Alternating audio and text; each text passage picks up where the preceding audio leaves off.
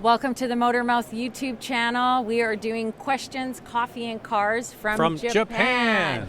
Can I just Tokyo Mobility Show. Yeah, we're actually on the floor of the show. So if you hear a bit of background noise, we can't help that. Well, there's some unveiling, so you might hear some music here and there, but we're doing our best with audio. We have Stephen Beatty, Vice President of Toyota Canada with us, and Scott MacKenzie, Director, External Affairs. Yeah. And before we get to our questions, Andrea, how do you get a question in? Follow along on Instagram at Motormouth_Andrea. I put a post out every Sunday morning at 7 a.m. Pacific time. Get your questions in early. Once we have them all, the post is deleted and we start the show. Okay, what's our first question for these gentlemen? This is an interesting one. When can we expect their solid-state battery technology to make it into their vehicles? So there's a lot of mystery around this of what has been officially announced and what hasn't been officially announced. Yes. What have you actually said about solid state? Well, I guess we've said a couple of things about battery technology. Obviously, we've been advancing our existing technologies.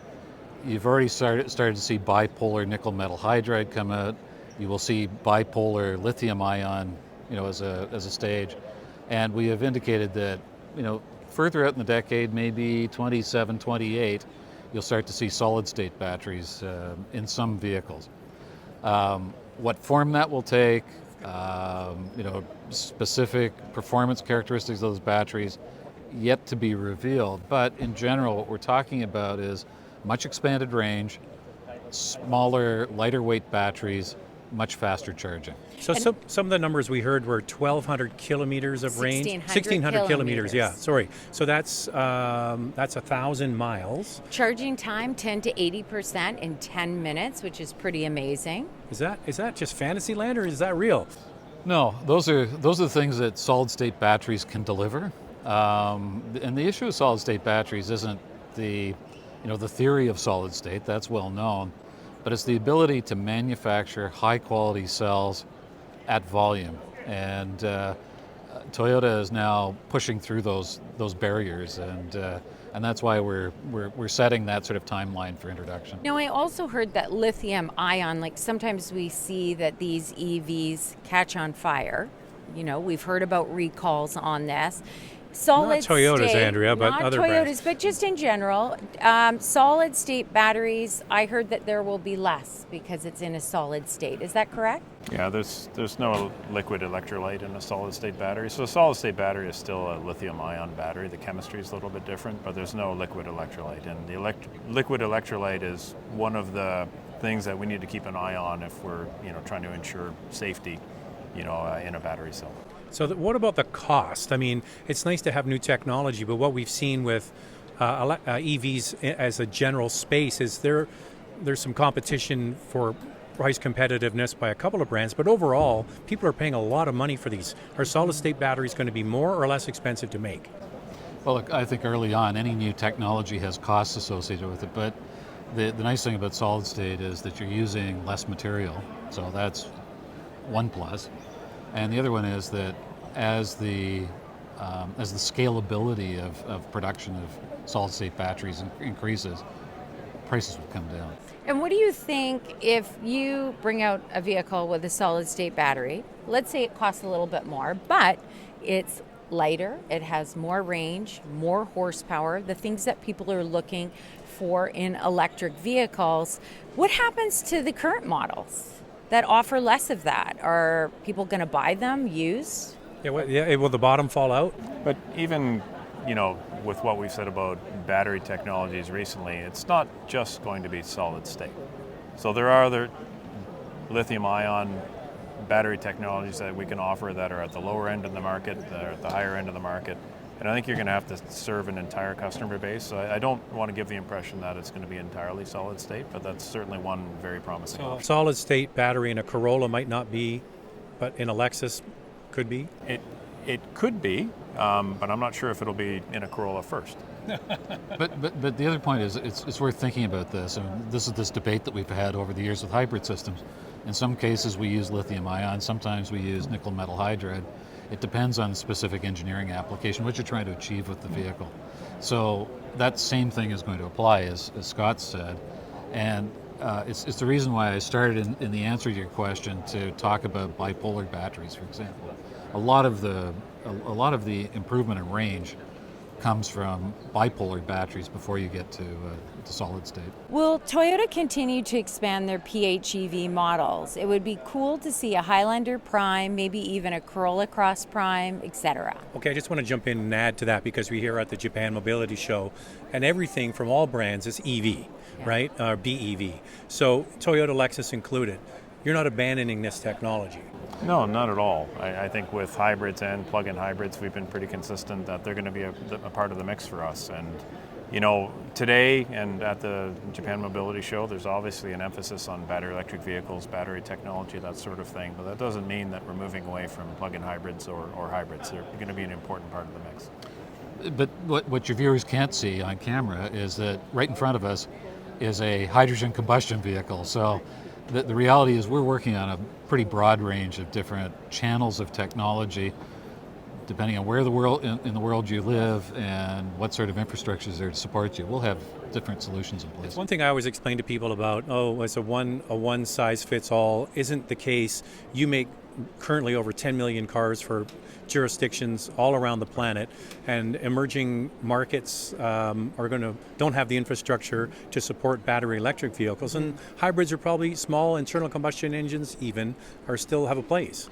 Every one of those technologies brings down carbon emissions from vehicles. So that's our point, is you want to drive the best technology for the customer that's appropriate to the part of the world that they're in, and just keep moving the needle to bring down carbon emissions. Further to that, Zach, you mentioned we sell in different parts of the world. We sell cars in more than 170 countries on just about every continent. And the solutions in, for instance, South America or Africa or even parts of Southeast Asia are going to be very different than they're going to be in North America or specifically in Canada. So we have to have our portfolio approach, because the solution for carbon neutrality in those places might be very different than it is here.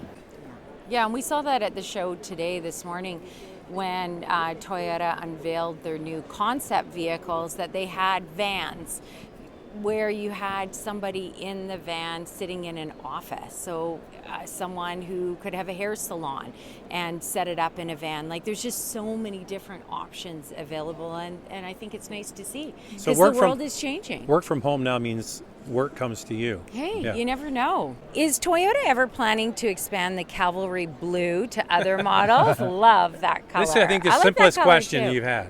Yeah. There's no reason why we couldn't do that. Yeah. There's no technical limitation or anything like that. Honestly, if people want that color in the cars, we'll see that in the marketplace, and our goal is to make people happy. You guys are the best. Thank you so much. Or these two. Hopefully all of us. All of us. Any news on a Crown SUV? Oh yeah, when Crown was introduced, there was a bunch of Crown models shown for Japan. this domestic Japanese market. Are we going to see any of those come? So is this a viewer request that I'm hearing? I think so. Yes. Okay. It feels like a Zach request. No, but A Zach request. But I will say this: I take all requests from your viewers very seriously. I'd say, watch, because we're always looking for new ways to serve that market. Oh, on the Crown quickly. How is it sold? It's a very niche vehicle, but has it been embraced? It has, and it's been interesting to watch the reviews that have come in on Crown over time, because people generally start off with I don't know what I'm looking at here, and then get into it and realize there's a whole lot more to it, and it's unique in the marketplace, and for our customer, we're seeing a lot of them on the roads now. Yeah.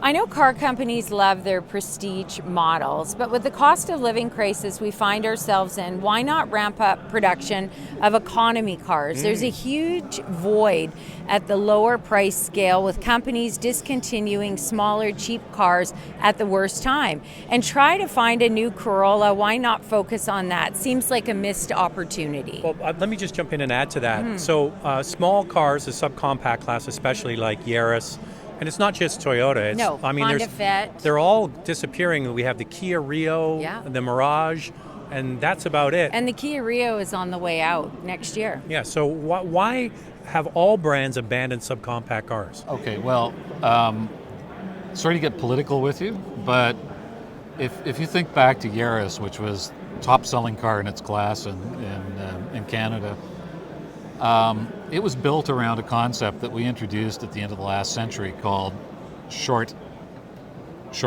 but tall. All right. And short but tall was a packaging theory that said, you could fit a lot of stuff inside a vehicle that was closer to being a cube. That's great, except that modern regulation doesn't actually support that. It's now built on a footprint basis, so it's causing cars in North America to become long and wide. And it's why you're seeing the shift in the marketplace toward SUVs and larger trucks. It's that our fuel economy measures, our tailpipe emission standards, they're all built around that basic concept of footprint. So regulations killed this category? Regulations killed this category. If you think about the premise of the question, which is how can we get small, affordable cars, we can't build a small, affordable car anymore.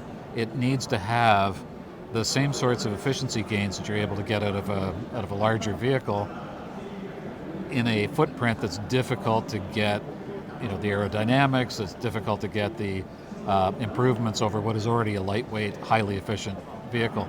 So it's been moving products into this higher space, and as safety requirements are changing, as a whole host of other things are happening, it's sort of pricing out that segment in the market. Isn't that counterintuitive? If people want to have a small city runabout for the most part that sips fuel, that sort of makes more sense for the environment than a bigger car. That's what we said to the government as well.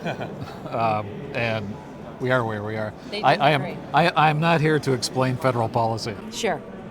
Okay, what do you guys all think of the new Toyota teaser? I'm thinking it's a Camry.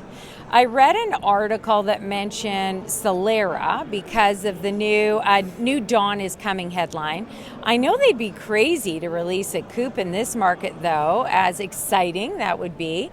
Do you think there will be an EV version of the new Camry? And then someone followed up on Instagram to this question and said, I heard that the Camry was only going to be available with a hybrid powertrain. Well, that's because I've been saying that for months. Okay. That's my prediction. But we have the gentleman here that could absolutely definitively answer that. So there you go. TMMC used to build Solara, so this is over to Scott. Which part of the question do you want me to answer first? So is the teaser picture, is it Camry? He's thinking it's Camry. I can't say, but you should stay tuned. Stay tuned. Okay. Stay tuned to us.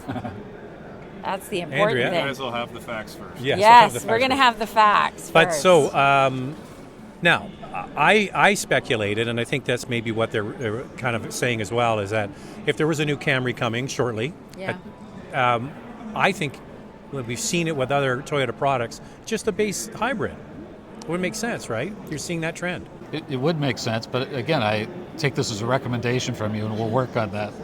Yeah, like you can whip that up in a few weeks. Yes, for sure. And the last part you'd asked about like an EV Camry. Yeah. And, for all of our models, we've been pretty clear that we're pursuing this portfolio approach. We believe in hybrids, plug-in hybrids, believe in battery electric and even fuel cell electric like we have in front of us. But, at some point that's going to make sense in the marketplace, and whether it's a Camry or something else, some other type of sedan, I think you'll probably see that at some point from us in the future. So back to Camry quickly. Is V6 kind of going away They're too? not going to say.